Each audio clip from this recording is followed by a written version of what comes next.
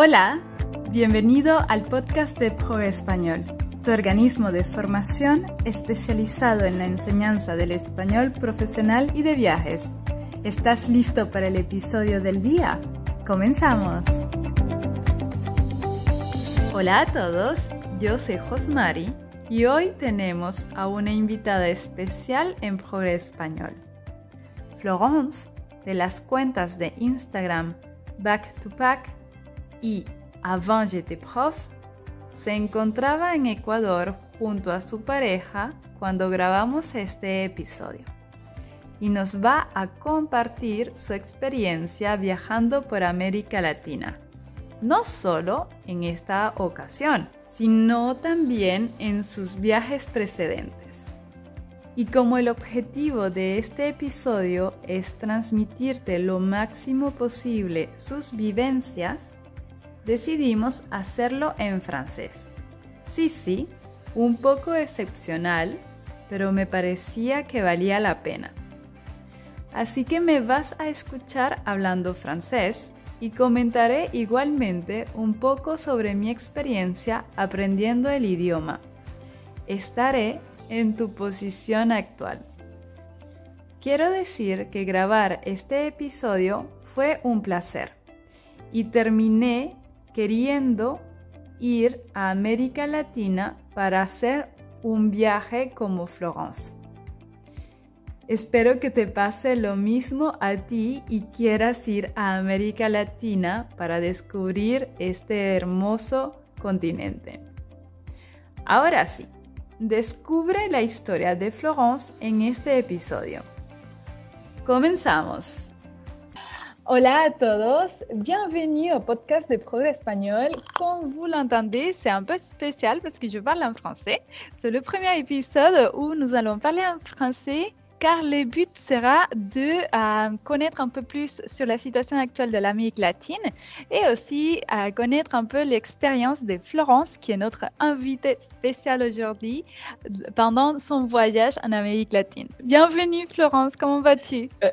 Merci, je suis très contente d'être ici. Merci à toi de m'y avoir invitée. Et donc, comme on en a parlé un petit peu hors micro, je pourrais faire une partie de l'interview en espagnol, mais j'ai un vocabulaire assez limité. Je parle même pas des conjugaisons. Et du coup, je me dis que j'ai quand même moyen d'aller plus en profondeur sur les différents sujets si je le fais en français, parce que je me débrouille bien ici, on va y revenir. Mais voilà, de là à faire une interview et à détailler des émotions, des sentiments, des feelings, etc., je suis pas sûre d'avoir tout ce qu'il faut, quoi. Oui, mais justement, je voulais commencer par ça. Et alors, tu me dis que tu as un vocabulaire un peu limité, que tu parles plutôt au présent. Est-ce Ouais. que ce vocabulaire que pour toi est limité te permet quand même de communiquer avec les locaux? Alors oui, sachant que c'est mon deuxième long voyage en Amérique du Sud. En fait, la première fois, c'était, juste avant le covid. Malheureusement, on a fini par se faire rapatrier avec mon copain.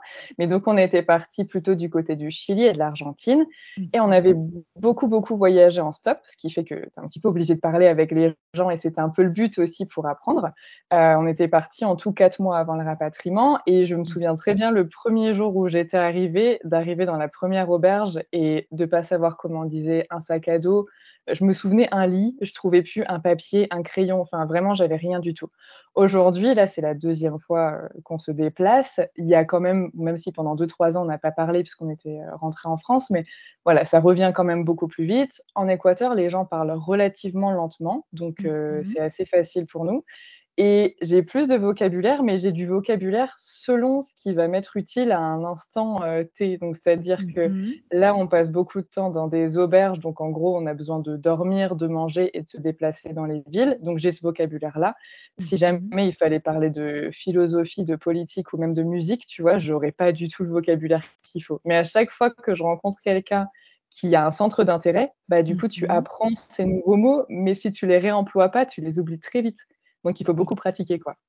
Oui, tout à fait. Donc, c'est la pratique, mais en fait, moi, je suis professeure d'espagnol, donc bien sûr, j'aimerais bien que mes étudiants parlent très bien l'espagnol comme les locaux.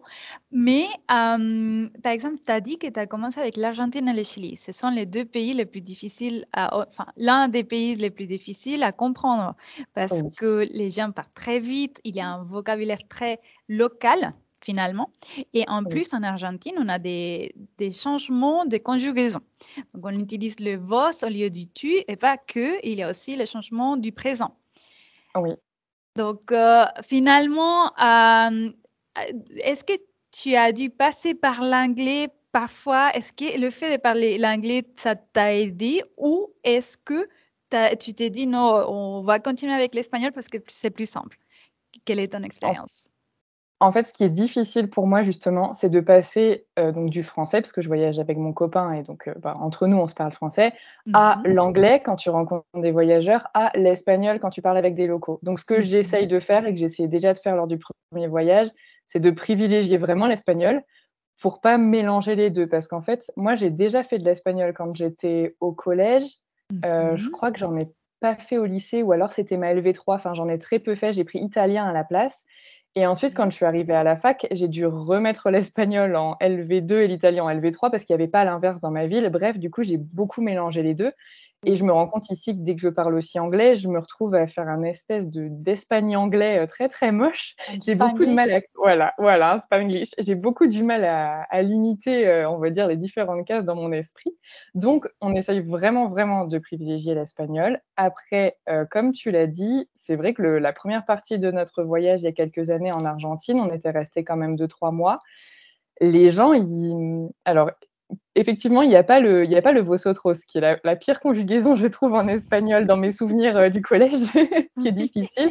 Ici, c'est le ustedes, donc c'est, Oui. la dernière terminaison, la 6e personne, ce qui fait que c'est plus facile. Enfin, quand tu la connais pour un, tu la connais pour 2, donc c'est Oui. un petit peu plus simple. Après, ils avaient beaucoup de chuchotements, donc Oui. c'est-à-dire que le double L ou le Y Je. devenait un ch, voilà. Du coup, quand on parlait de la plage, ils nous disaient la plancha et moi, je pensais qu'ils parlaient d'une plancha, genre pour cuire de la viande, tu vois? Et on a mis vraiment, 2-3 semaines à intégrer ça. Par contre, le Oui. fait d'apprendre, enfin de pratiquer vraiment là-bas, parce que j'ai pas pratiqué l'espagnol, en fait, en dehors des cours et en cours, bah, quand tu es plus jeune, tu pratiques pas beaucoup parce que tu es beaucoup dans ta classe et voilà. Oui. Mais du coup, le fait de commencer à pratiquer là-bas, bah, quand ensuite on est arrivé au Chili, on nous disait: «Ouh là là, mais vous avez un accent argentin» parce qu'on parlait en faisant, che, che, che, che, che. Parce que vous pensez que tout le monde parlait comme ça, finalement? Bah, c'est qu'en fait, comme tu l'entends comme ça et que tu es un peu en train Oui. d'apprendre, bah, à force, Tu tu fais imites? pareil et comme Oui. on n'a pas beaucoup d'expérience en espagnol, ben, on a fait comme on pouvait, quoi. On a vraiment imité, c'est ça, on a vraiment imité les gens, en fait Et et du coup, ici, c'est oui, pardon.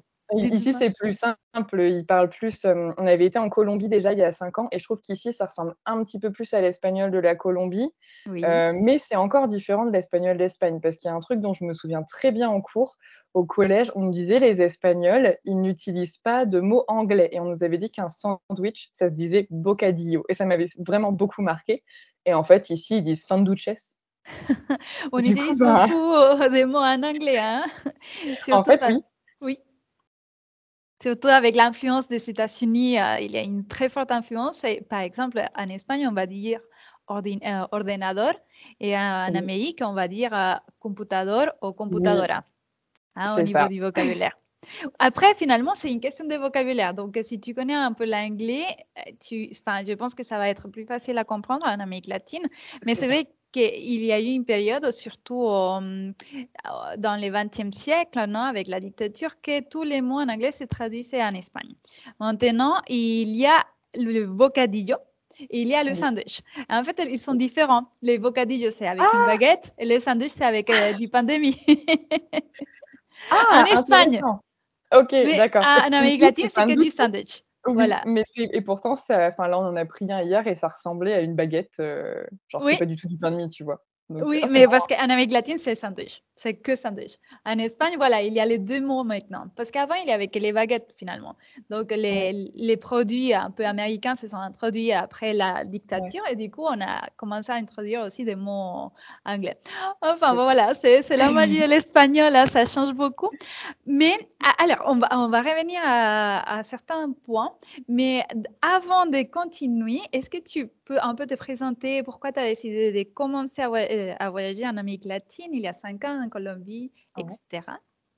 Alors, moi, je voulais voyager depuis que j'étais toute petite et avec mes parents, on bougeait beaucoup, mais principalement en France ou jusqu'à l'Espagne. Moi, je vis en Bretagne, donc plutôt sur la côte et bah, j'adorais ça. J'ai vraiment un très, très bon souvenir de ça et puis après, c'est en arrivant au lycée, en prenant une, 1re, 2e, 3e langue étrangère, que j'ai commencé à faire des voyages hors France et à me rendre compte que quand tu parlais un petit peu une langue et que tu allais rencontrer d'autres gens, bah, c'était beaucoup plus facile pour échanger et donc pour apprendre des choses et ton voyage en devient beaucoup plus riche.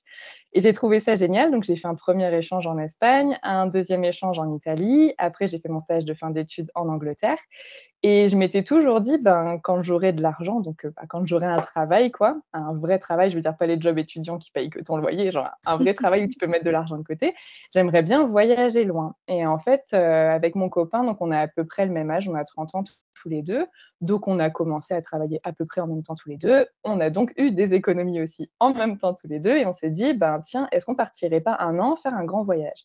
Et donc c'était la première fois qu'on s'est posé cette question-là, ça devait être en 2016-2017 et à cette époque-là, c'était beaucoup la mode des gens qui faisaient des tours du monde et en fait qui partaient un an. Mais nous, ce qui nous gênait dans cette idée-là, c'est que tu peux pas enfin nous, on voyage assez, lentement. Un Du on n'aime slow pas trop travel. se voilà, on n'aime pas trop se sentir pressé et du coup, on se disait: «Ben, en fait, tu peux pas faire un tour du monde en un an. Tu peux déjà à peine faire le tour d'un continent». Donc on s'est dit: Mhm. «Bon, on va s'axer sur un continent» et on savait qu'en Amérique du Sud, il y avait énormément de randonnées et de très, très beaux paysages et aussi beaucoup de montagnes, chose que nous, en Bretagne, on n'a pas beaucoup. Donc on s'est dit que ça pouvait être très intéressant, du fait qu'on parle quand même un peu espagnol. Enfin, à l'époque, la première fois qu'on est parti, pas trop, on avait des souvenirs de l'école, mais bon, ça faisait un peu loin, mais voilà. C'est l'avantage, c'est que ça ressemble quand même pas mal au français, donc ça revient vite dès que tu pratiques. C'est assez facile quand même, de passer d'une langue à l'autre Et est-ce et que, désolée de oui. t'interrompre, est-ce que tu as rencontré des gens qui parlaient français en Colombie, par exemple, lors de ton premier voyage? Alors en Colombie, j'ai pas de souvenir d'avoir fait des rencontres de Français parce que, donc je t'expliquerai après, mais notre voyage avait été écourté puisqu'on était censé partir un an et mon travail au dernier moment a refusé que je parte. Donc en fait, on est parti que 3 semaines, on a dû rentrer très vite. Ok, Par contre, la deuxième fois, on est parti plus longtemps et là, on a rencontré des Français, dont certains qui avaient pris allemand comme langue étrangère à l'école hmm.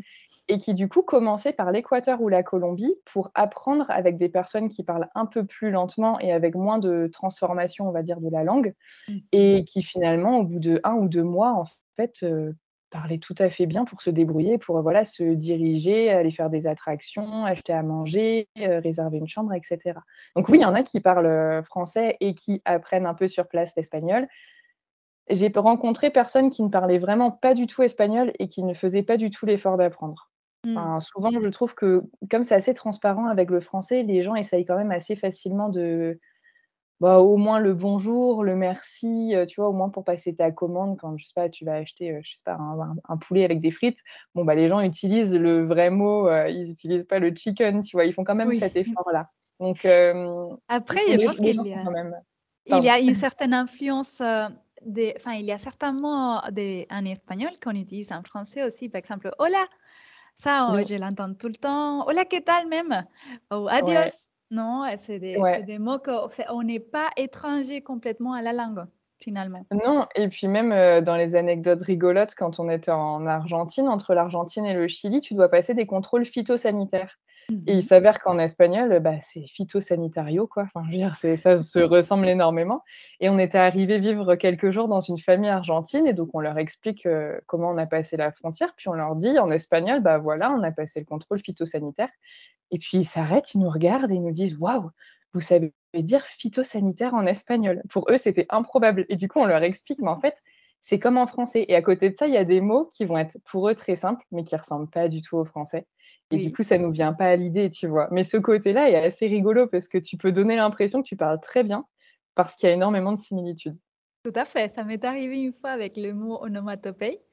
Je l'ai dit comme ça, oui, non, mais ça c'est une onomatopée. Et la personne, elle m'a dit, waouh, tu parles mieux français que moi et toi. Et moi, j'étais, ok, j'ai rien dit, j'avoue, j'ai pris le crédit, mais tout à fait, ça arrive. Par contre, il y a des mots qui sont ou des mots qui sont en français mais sont légèrement différents et qu'un francophone va modifier un petit peu. Par exemple, le mot facile. Ouais. Souvent, les étudiants, au lieu de dire facile, qui c'est le mot en espagnol, ils rajoutent un O ou un A. Du coup, ils disent Oui. facilo. Ah, c'est facilo. Es facilo. Oui, c'est vrai. Parce qu'en fait, comme il y a beaucoup de mots quand même qui ressemblent au français avec souvent A, O au masculin, A au féminin, des fois, on tente un peu notre chance. On prend un Oui. mot français, on se dit: «Allez, on rajoute un truc au bout, on voit si ça passe» et j'ai fait l'erreur l'autre jour, et pour le coup, ça a fait beaucoup rire la personne avec qui j'ai fait cette erreur. On est allés à la salle d'escalade et nous, on fait du bloc, c'est-à-dire que tu grimpes, sans Mhm. corde parce que tu ne grimpes pas haut, en fait. Tu as des tapis en dessous. Et quand tu grimpes avec une corde, je ne trouvais plus le mot corde et je voulais essayer de l'expliquer à la personne qui me vendait mes tickets que je voulais grimper sans corde. Et en fait, je me disais: «Bon, comment on dit corde?» et puis, je sais pas, je me dis: «Bah, en anglais, c'est rope, du coup, je vais tenter, ropa» et du coup, j'étais en train de lui dire: «Bah, moi, je veux vraiment monter, sin ropa» et il était mort de rire et il y a une Française qui arrive et qui me dit: «Là, tu es en train de dire que tu as envie de monter en vêtements, donc toute nue. Ce que tu veux dire, c'est cuerda, comme corde, mais avec un A». Oui. Du coup, voilà, ça fonctionne pas à tous les coups. Ça fonctionne pas tout le temps, non, mais parfois ça peut créer des situations comme celle-là qui sont C'est rigolotes ça, c'est à ça raconter. et les gens sont très gentils. On s'était fait déjà la réflexion la première fois en Argentine où on était très gênés. On disait: «Bah, on est désolés, on parle que au présent, on n'a pas beaucoup de mots» et les gens, ils s'arrêtaient, ils nous disaient: «Mais on s'en fiche, vous nous comprenez, on vous comprend, c'est le principal» et ici, en Équateur, c'est pareil. Des fois, il y a des gens qui nous disent: «Waouh, vous parlez super bien!» alors que si tu me mettais en cours, je pense que je fais tellement d'erreurs de grammaire et de conjugaison, j'aurais une très mauvaise note en France.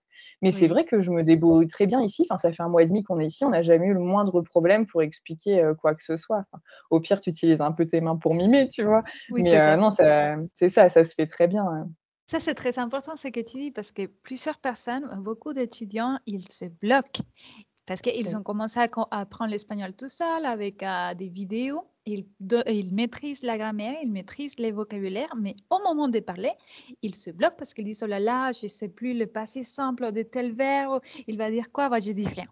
Et non, finalement, le but, même si je veux qu'ils parlent bien, le but, c'est de communiquer. Non, c'est pour C'est ça ça. qu'on apprend. Même les enfants, ils se trompent. Même les natifs, on se trompe en français, on se Oui. trompe en espagnol. Ah bah Donc, oui. c'est très bien ce que tu dis pour justement que les gens qui nous écoutent sachent, oui, il faut essayer de bien parler, mais personne va mourir si on a utilisé le passé simple au lieu du passé composé. Ok. C'est ça. À part notre prof d'espagnol du collège, peut-être. Voilà. Donc, très bien. Donc, c'est très intéressant au niveau de l'expérience et de l'accessibilité des gens, parce que oui, je pense que c'est une richesse de l'Amérique latine, c'est un peu Ouais. enfin, un peu l'humilité des gens. Oui, Hein, les gens enfin, ils sont assez humains et c'est pas juste parce que très. ça fait partie de ma culture, je trouve vraiment que les gens sont assez humains et dès qu'on fait des efforts, ils vont aussi faire des efforts. Oui, C'est aussi assez accueillant. Alors, donc, si on continue un peu avec ton aventure, tu as commencé il y a 5 ans par la Colombie, ensuite oui, c'était le Chili, l'Argentine. oui. Et maintenant, comment est la situation actuelle en 2022 post-Covid? Alors, j'ai l'impression que ça a quand même beaucoup changé dans la manière de voyager. Là, nous, ça fait donc presque 1 mois et demi qu'on est en Équateur. On regardait justement hier, quelle était la part du tourisme dans l'économie équatorienne. C'est de l'ordre de 1 ou 2 %, donc c'est relativement peu. Mais on s'attendait à avoir beaucoup plus de voyageurs que ça et en fait, il nous arrive de passer des semaines entières dans quand même des grandes villes, même à Quito pendant plusieurs jours d'affilée, où on ne croise pas un seul, touriste qui ait l'air, je veux dire, d'un touriste européen. Il y a peut-être des Colombiens en voyage en Équateur. On reconnaît pas assez bien les différences entre les gens, ça pour le savoir, tu vois? Le tourisme local, on sait pas, mais en tout cas, le tourisme international, on n'entend personne parler, je sais pas, anglais, allemand, français dans les rues ou très, très peu et même dans les auberges, là, donc on est à Bagnos, qui est une ville, réputé comme étant touristique. Il y a des gens qui appellent ça Gringoland. Donc, je pensais qu'il y aurait énormément de touristes.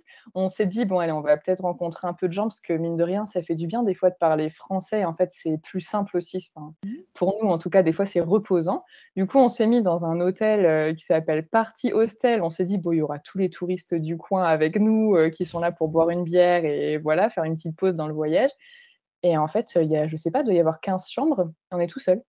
Il est D'accord. vide, l'hôtel est vide et à Quito, c'est pareil, il y avait pas grand monde alors que c'est la capitale. À Oui. Minto, qui est un petit peu plus haut, il y avait de l'observation d'oiseaux et cetera. Là, il y avait un peu plus de monde, mais voilà, c'est pas il y a pas autant de monde que ce qu'il y avait quand on pouvait être en Argentine ou au Chili, par le passé. Après, voilà, que c'est aussi un pays qui, du coup, a l'air de moins vivre du tourisme. Globalement, le gros sujet, bah, c'est l'insécurité. Quito, bah, c'est très ambivalent. En fait, tu as le vieux centre, le centre historique et un centre plus moderne. Bon, je fais ça très rapide, hein. En gros, il y a autant d'habitants qu'à Paris, donc c'est beaucoup plus vaste que ça, mais concrètement, voilà, c'est un peu ce qu'on a vu là sur les 2-3 semaines là-bas. Dans le centre historique, tu as beaucoup la police, même en journée et ils vont venir te voir très gentils, te demandent: «C'est la première fois que vous êtes là? Depuis combien de temps vous êtes là? Bienvenue». Toujours très gentils, mais après ils vont toujours te dire: «Ben, quand vous rentrez, évitez de passer par cette rue, à partir de telle heure, ce serait bien que vous soyez chez vous, mettez votre sac plutôt devant que dans votre dos». Enfin, il y a toujours un peu ce stress-là, beaucoup d'histoires de vol, sans Mmh. violence. Pour le moment, on n'entend pas d'histoires de violence, mais beaucoup d'histoires de vol. Et après dans le nouveau centre qui est beaucoup plus moderne, là, tu as toutes les personnes, en costume, les gens qui mangent au restaurant, les femmes en talons, des grandes boutiques, ben, quasiment occidentales, hein, genre des H&M et tout ça. Alors Mmh. que dans le centre plus ancien, c'est plutôt des petits vendeurs sur les coins de rue qui te vendent des fruits. Enfin, c'est vraiment super différent. Nous, il nous est arrivé une seule mésaventure, mais alors c'est 100 de notre faute. On dit toujours qu'en voyage, mais même en France, autour d'une grande ville, il faut Mmh. éviter de sortir, le soir, dans une ruelle, sombre, pas éclairée, enfin, je veux dire, voilà quoi, là, j'enfonce un peu une porte ouverte et en fait, un soir où on rentrait de l'escalade à Quito, on était fatigués de notre séance d'escalade, on voulait rentrer vite, on a eu la flemme de monter prendre le bus. On s'est retrouvés dans une rue noire, bah, tout seuls et bah, ça a pas raté, il y a 3 mecs qui étaient là, qui nous ont demandé notre téléphone. Du coup, bah, mon copain a donné le sien, moi j'ai menti, mais c'était pas des méchants, tu vois? Après, ils nous ont demandé notre argent. Mon copain a dit: «J'en ai pas». Ils ont fait: «Ah OK».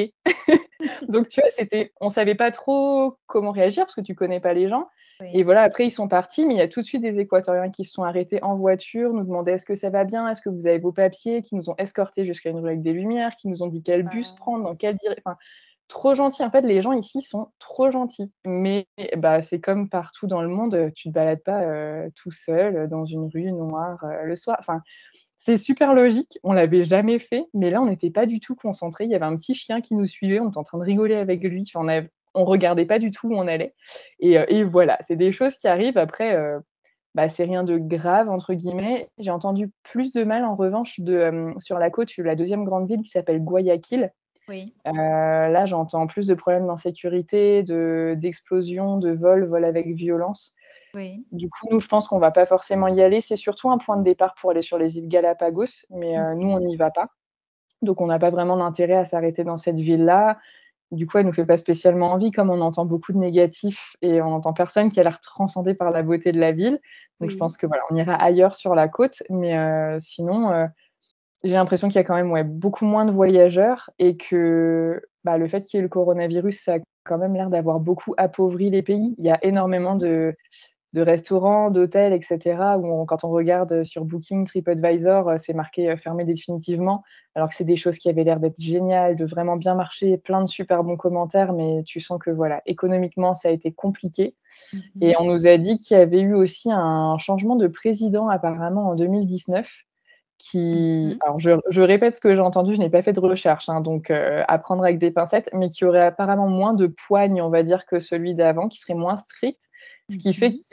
qu'il y a moins de «punitions» entre guillemets pour les personnes qui commettent des méfaits, on va dire et du coup, les gens se permettent un petit peu davantage, voilà, de voler, de prendre, de tricher et cetera parce que, ben, c'est moins sanctionné qu'avant et il y a quelques équatoriens qui nous ont dit que c'était pas que le Covid, mais que c'était aussi un petit peu lié à ça. Mmh. Après, voilà, en dehors des recommandations que tu donnes partout, tu vois, je traverserai pas, certains quartiers autour de Paris ou de Marseille toute seule la nuit, tout comme, ben, on ne devrait pas le faire ici.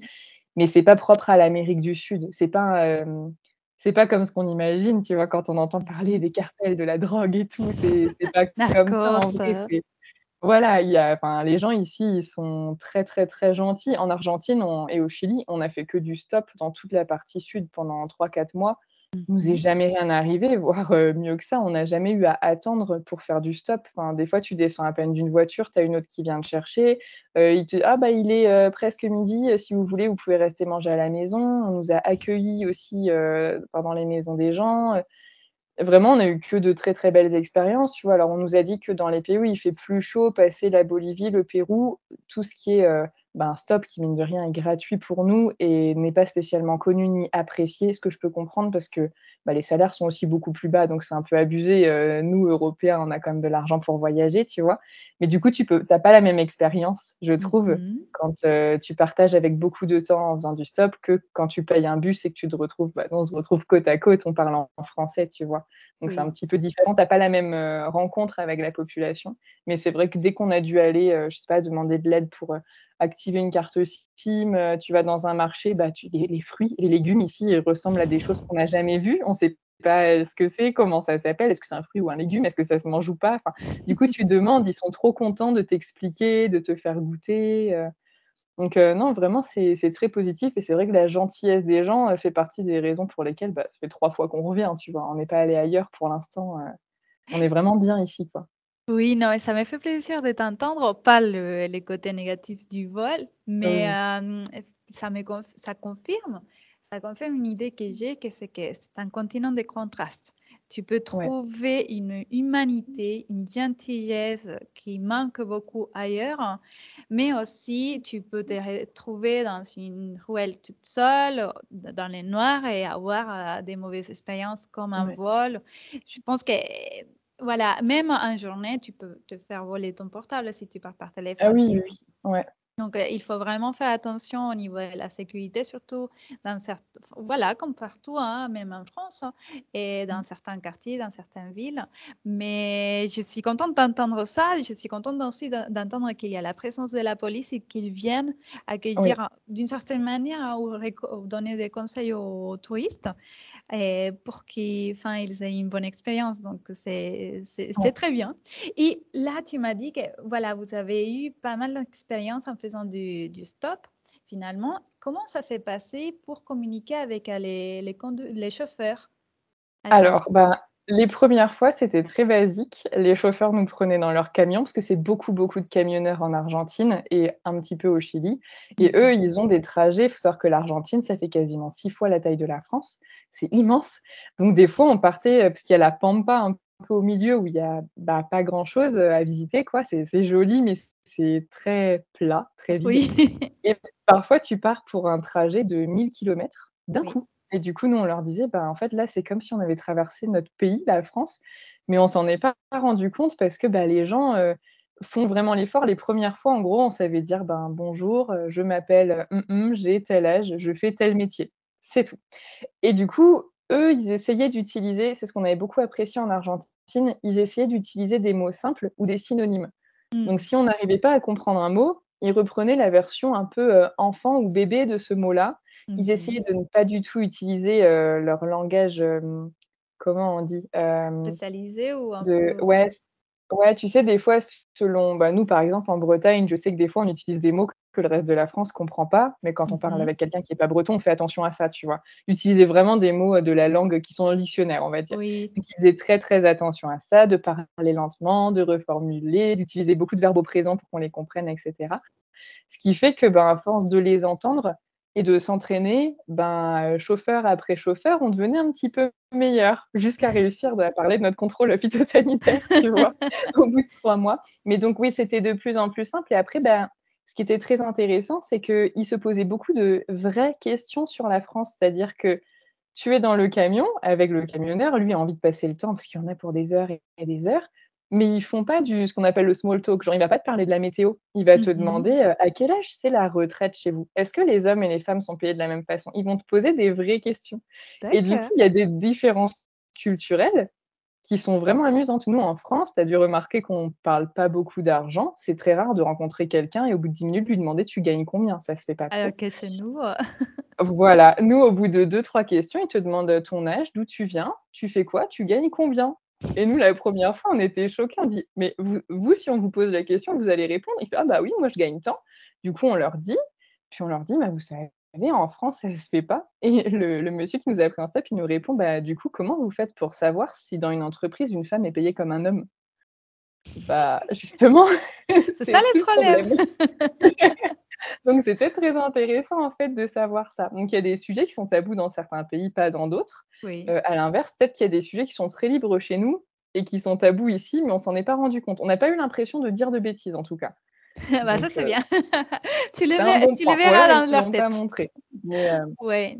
Non, mais oui, tout c'est à ce que fait. je me dis.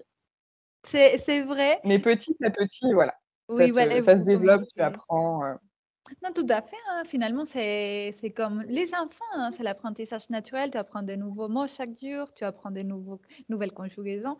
Enfin, c'est c'est ça. ça l'apprentissage, et surtout sur place. Après, peut-être que pour certaines personnes, c'est trop lent. Hein, parce que je sais enfin, il y a des personnes qui veulent aller plus vite parce qu'ils ont Oui, tellement d'idées qu'ils veulent communiquer sur la philosophie ou l'astronomie. Donc, à ce moment-là, oui, il faut se former un peu en avance. Ah, il faut c'est apprendre ça. un peu de vocabulaire, mais finalement, enfin, avec des mots simples. Tu sais, Oui, comme dans toutes les langues, finalement, un natif qui a fait une carrière universitaire utilise 2000 mots par jour, dans son quotidien, même pas par jour.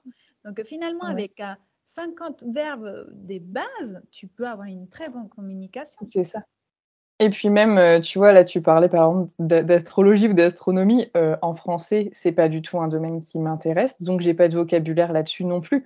Donc même si je voulais me passionner de ça en français, bah, j'aurais à l'apprendre de la même façon que j'aurais à l'apprendre en espagnol. Là, des fois, on rencontre des gens, on avait rencontré au Chili, on avait été pris en stop par un monsieur dont le métier était d'être, professeur de pêche à la mouche. Et du coup, il nous parlait de pêche et bah, il y a plein de mots qu'on a fini par comprendre parce qu'il nous l'expliquait très bien, que du coup, on Mhm. connaît sûrement en espagnol. Si on nous le disait, on saurait de quoi ça parle, mais qu'on saurait pas forcément trouver en français. Et Oui. quand c'est ta passion, admettons, tu es passionné, bah, de pêche à la mouche en français, tu vois? Si c'est ta passion, ça te dérange pas d'apprendre ces mots-là en espagnol, si tu veux en parler avec quelqu'un. Enfin, Tout tu à vois, nous, on fait. adore la nourriture, ça nous dérange pas du tout d'apprendre, tous les noms des des Le choses qui se mangent pour fromage. savoir quoi commander, c'est ça. Non, mais Donc tout à fait. voilà, après quand c'est ta passion, souvent, c'est pas un problème. Et souvent, plus la langue est spécialisée, plus ça se ressemble. Hein, parce que finalement, c'est la même racine, c'est du latin, Oui, c'est du grec. Donc finalement, c'est c'est ça. voilà comme phytosanitaire. Plus c'est C'est spécialisé, exactement. plus ça se ressemble.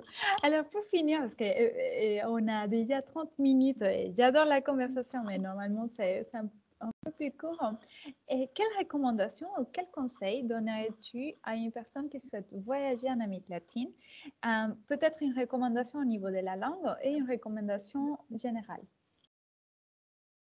Alors au niveau de la langue, je dirais alors il y a 2 types de personnes. Les personnes qui parlent déjà un peu espagnol, même si c'est très peu, mais qui ont au moins eu les bases au moins une fois dans leur vie, même si c'est à 10 ans, et il y a les gens qui parlent pas du tout. Celles et ceux qui parlent pas du tout, si c'est pour un voyage long, genre si c'est juste 2 semaines et que tu restes dans les hôtels et cetera, les zones touristiques parlent anglais. Mais si tu veux aller plus au contact de la population, rester plus longtemps et te sentir un petit peu comme si tu faisais partie de ce pays-là et donc apprendre davantage, je recommanderais d'apprendre les bases, ne serait-ce que pour, voilà, se loger, se diriger, dans une ville, tu vois? Tout ce qui est, droite, gauche, je sais pas les mots, tu vois? Voiture, bus et cetera, savoir se commander à manger, enfin vraiment la base de la base. Parce qu'après, quand tu commences à te rendre compte que ça ressemble beaucoup au français, ça finit Mhm. par venir et de surtout pas s'embêter, c'est pas très bien pour les profs peut-être que je dis, mais pas s'embêter avec, la grammaire, la conjugaison et tout et ça, c'est valable pour les 2 types de personnes, même ceux qui parlent déjà. Juste, ben, parler en fait, parce que la Mhm. philosophie, c'est pas du tout la même qu'en France. Il y a personne qui va t'attendre sur un groupe Facebook pour dire: «Ah, tu as fait une faute à tel endroit», tu vois? Ici, c'est pas comme ça, donc il y a pas de honte à avoir à mal parler et bah, nous, ça fait, je sais pas, en tout, ça fait plus de 6 mois qu'on passe en Amérique du Sud. On parle toujours, pas très bien, mais on parle, très bien pour les gens. On parle juste pas très bien pour avoir des bonnes notes, mais c'est 2 choses différentes et une langue à la base, ben, ça sert à communiquer et si, on réussit à communiquer, ben, voilà, je vois pas où est le problème et apparemment ici, les gens ne voient pas de problème non plus. Donc moi, je recommanderais ça, genre avoir un petit peu de base et parce que quand même, voilà, si on veut y passer du temps, c'est important pour communiquer avec les gens et apprendre des choses et c'est plus riche, mais pas se prendre la tête à faire des tableaux de conjugaison avant de partir et du coup être stressé de pas se rappeler comment on conjugue à telle personne et cetera. C'est pas l'essentiel. Par contre, si ça nous intéresse et qu'on veut progresser, oui, il y a pas de souci, on peut très bien enfin, ici, c'est comme partout, il y a des bibliothèques, il y a internet, voilà, on prend un crayon, un papier, on apprend nos conjugaisons. Si je voulais, je pourrais le faire, tu vois? Mais la preuve que c'est pas essentiel, pour se débrouiller. Après pour le voyage en lui-même, je dirais, ben, si c'est sur un voyage au long cours, comme là, nous, on fait, on est parti pour, entre 1 et 2 ans, peut-être préparer le départ un peu mieux que nous, on l'a fait. Nous, on est partis très vite parce que, bah, comme ça fait déjà plusieurs fois qu'on fait des longs voyages, on s'est dit: «Bon, on verra sur place». Mais en fait, comme on n'était pas du tout prêt, qu'on n'a pas du tout regardé, à quoi ressemblait le pays, là, on réalise qu'on est arrivé, ben, c'est la saison des pluies. On n'avait pas du tout Ah, regardé les saisons. D'habitude, tu vois, on regarde toutes ces choses-là et en fait, on se dit: «Ouais, c'est bon, d'habitude, ça se passe bien, on se pose pas de questions». On s'en est peut-être pas assez posé. Donc peut-être regarder un peu le type d'itinéraire qu'on veut faire. Est-ce qu'il y a des liaisons, que ce soit en bus, en avion, pour ceux qui préfèrent voyager en avion, qui se font ou qui ne se font pas? Se tenir un petit peu au courant s'il y a des grèves et cetera, mais comme en France, tu vois? Pas prévoir un déplacement un jour de grève nationale, enfin des choses bêtes, mais dont on se posait plus trop la question, à force de l'habitude et en fait qui devraient rester quand même présentes, je pense à l'esprit.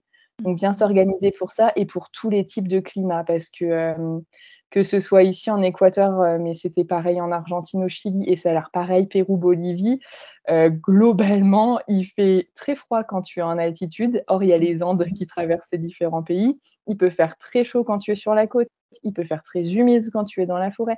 Enfin, il y a vraiment tout type de climat, donc avoir un sac, pas trop lourd pour les personnes qui voyagent, comme nous en sac à dos, pas trop lourd pour pouvoir le porter quand Mmh même, mh. mais avec, des vêtements pour toutes circonstances, on va dire. Tout à fait. Oui, des vêtements polyvalents, on va dire ça. C'est ça, pour être, confortable et pas se sentir bloqué, pas se dire: «Ah bah, il pleut, je sors pas» ou «Ah, il fait trop froid, on peut pas faire telle randonnée», parce que c'est dommage, on se prive de beaucoup de choses. Donc voilà, être, bien équipé. Après, bon voilà, il y a des boutiques ici, hein, si vous oubliez quelque chose. Nous, on avait oublié des trucs, on a pu racheter ici, hein, c'est pas c'est pas Oui, tout si à fait. différent finalement que des pays européens, en fait, hein. Tout à fait. Après, si on est dans l'Amazonie, c'est peut-être un peu plus difficile, Voilà, c'est ça. mais dans les grandes villes, on va finalement trouver des Oui, médicaments, on va trouver des vêtements. Donc, c'est ça. oui, c'est ça par exemple, que je disais, l'Amérique latine n'est pas seulement un continent des contrastes au niveau des gens, mais aussi au niveau des climats, au niveau des Mmh. paysages, au niveau, enfin, c'est Ouais, un grand continent, donc on peut tout avoir c'est immense. dans un seul pays, hein. Donc, Ouais. merci beaucoup Florence pour tous les Ouais, avec conseils. plaisir. C'était un plaisir, finalement presque 40 minutes, j'avais prévu 20. Ça me donne envie de Désolée, partir moi aussi. Donc, pour toutes les je personnes t'attends. voilà, donc d'ici 2 ans sûrement on va se rencontrer. Donc, toi tu vas faire l'Équateur, si j'ai bien compris, le Pérou et la Bolivie? C'est ça et l'objectif, c'est de réarriver au nord de l'Argentine, là où pour nous, Mmh. bah, ça s'était arrêté à cause du confinement et du coup, on aimerait bien, voilà, on va dire, terminer la boucle et aussi parce qu'on avait vécu dans des familles, qui étaient incroyables en Argentine, on aimerait bien retourner les voir. Bah, Donc ça c'est très bien. voilà. Comment Ouais. tu as rencontré les familles d'ailleurs? C'était Alors sur ça dépend, certaines en fait, on a vécu chez plusieurs familles, pendant parfois même une dizaine de jours. Il y en a même chez qui on a fêté Noël, où on se sentait vraiment, ben, c'était le côté vraiment très argentin. Tu rencontres des gens, au bout de 10 minutes, tu fais partie de la famille, c'est trop mignon. Des fois, on prenait juste un Airbnb, et Mmh. puis en fait, ben, tu t'entends très bien avec la personne chez qui tu vis parce que, bah, c'était souvent une chambre, mais tu es chez quelqu'un.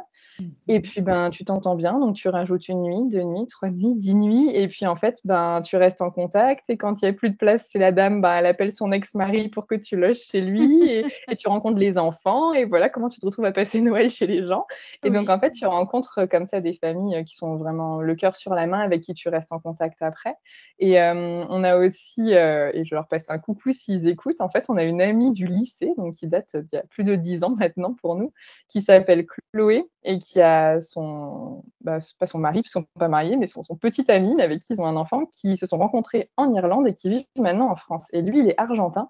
Et en fait, quand on est partis en voyage, ils nous ont dit, donc nous, on l'avait jamais rencontré lui encore, et ils nous ont dit: «Ah bah, si vous voulez, on a de la famille qui habite à Mendoza, au nord de l'Argentine». Donc on a contacté la famille, on a vécu chez la famille, on a rencontré le père, la mère, les oncles et tantes, le frère, la belle-sœur, enfin toute la famille. Et c'est seulement en rentrant en France après le confinement qu'on a rencontré le petit ami de notre copine. Et donc là, l'objectif, c'est d'essayer de les voir quand ils vont repasser en Argentine avec leur enfant, peut-être vers le mois de mars. On aimerait bien les retrouver là-bas et voir la famille avec nos Avec eux copains en même temps, finalement. quoi. C'est ça, c'est un peu l'objectif de la fin de notre voyage. Oui, non, mais ça chauffe le cœur finalement après toute cette Ouais, période de confinement d'avoir ce genre de contact avec les gens. c'est Ah, clair. c'est très bien, ça donne envie, même moi, j'ai commencé à me dire, eh, attends, je vais organiser mon voyage pour l'année prochaine. Donc, finalement, si on peut retenir quelque chose, il ne faut pas se stresser au niveau de la communication. Oui, ça Ouais. serait bien quand même d'apprendre un peu de vocabulaire des bases et une conjugaison, peut-être le présent. Et je vais faire tel quelque chose, donc le futur proche, mais je vais aller la semaine C'est ça, prochaine à telle ville, par ouais. Nous, on fait exemple. beaucoup ça. Ouais. Voilà. Mais finalement, c'est pas très différent du français. Et mon conseil est de toujours commencer à parler. Enfin, pour parler, il faut parler. Donc, il faut pas se bloquer. Il faut pas hésiter à faire des fautes. Parce que finalement, les personnes qu'on va rencontrer, peut-être qu'on les verra plus jamais. Donc, si on s'est Oui, en trompé, c'est plus, pas grave. c'est ça. En fait, même si on les revoit, vraiment ici, j'ai l'impression Tu vas que passer souvent. jamais quelqu'un va se moquer de toi parce que tu t'es trompé. Au contraire, ils vont te dire: «Bah, moi, je parle pas du tout français, donc je vais pas me moquer de quelqu'un qui essaye de Qui parler ma langue». va être espagnol, tout à fait, c'est ça. C'est ça. Merci beaucoup, Florence. Bah, merci J'espère à que le toi. voyage te va bien. Ah, si vous voulez retrouver Florence, donc ton compte Instagram, c'est? Est-ce que tu Alors peux? j'ai 2 différents. J'ai un pour le voyage qui s'appelle Mhm. Back to Pack, tiré du bas, je crois, FR. Je suis Oui, pas je vais sûre le s'il y a mettre un dans tiré ou pas. la Voilà, description de c'est ça. l'épisode. Et après, mais l'autre est un peu plus orienté, reconversion professionnelle. C'est, Avant j'étais prof, tout attaché Mhm. et c'est le compte de mon podcast sur lequel j'interviewe des enseignants qui ont osé se reconvertir dans plein de domaines différents.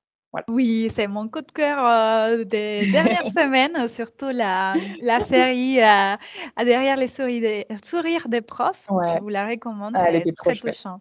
Oui, c'était très, Merci. très touchant. Donc voilà, vous pouvez trouver Florence. De toute manière, vous avez les liens sur la description. Le compte Instagram des voyages, c'est Back to Pack. Donc C'est ça. n'hésitez pas à jeter un coup d'œil. Et on se verra nous deux sur Instagram ou ailleurs. Peut-être Ou en ailleurs. Amérique latine. Ce serait trop marrant. Oui, oui, oui, mais c'est possible. Merci beaucoup. Au revoir. Merci à toi. Adiós. Adios. Muchas gracias por haber escuchado el podcast de Progre Español. Si te ha gustado, por favor déjanos una evaluación de 5 estrellas en Apple Podcast, en Spotify o en cualquier plataforma de escucha de podcast. Nos vemos en el próximo episodio. Adiós.